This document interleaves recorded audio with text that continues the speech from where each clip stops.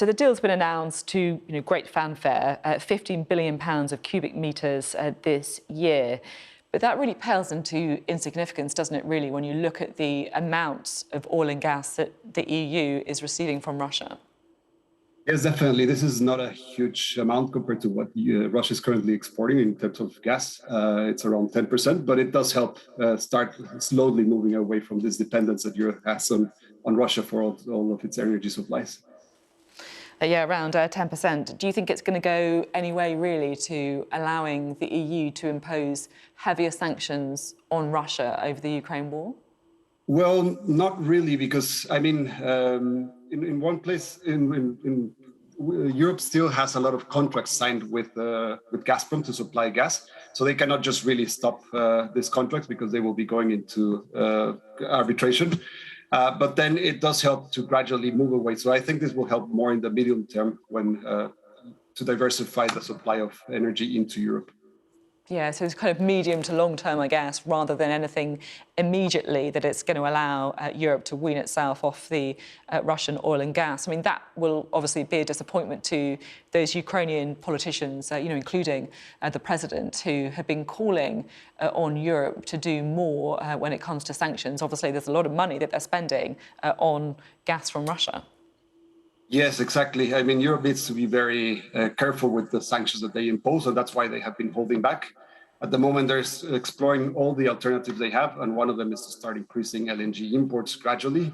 But then there's a lot more that needs to be done in the long term. And this, in any case, will still imply that users in Europe will have to pay high energy prices as Europe tries to cut its dependence on Russia.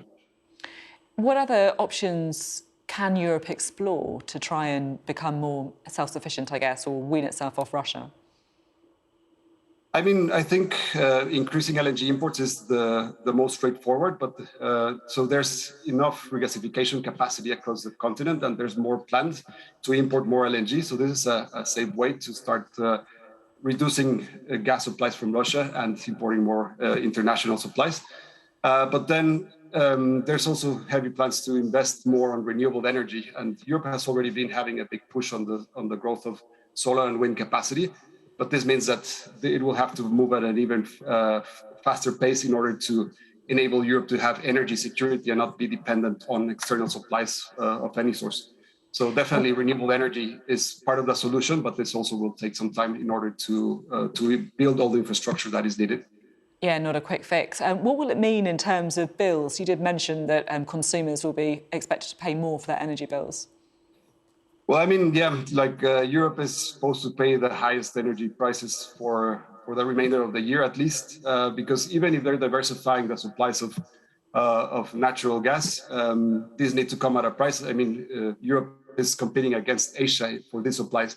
So then this creates a price war, and that's why we've seen this historical high prices. And this is expected to remain at least for this year until we have a bit more stable environment in the markets. And of course, here in the UK as well, we're facing the prospect of significantly higher bills this year. And what's the outlook like for UK consumers as well? Well, yeah, UK is directly impacted by this because gas is the marginal supplies for the electricity sector. So that means that gas will be setting the price in the power sector. So as long as the gas prices remain high across Europe, this will have a direct impact on the electricity prices in the UK and across the European continent.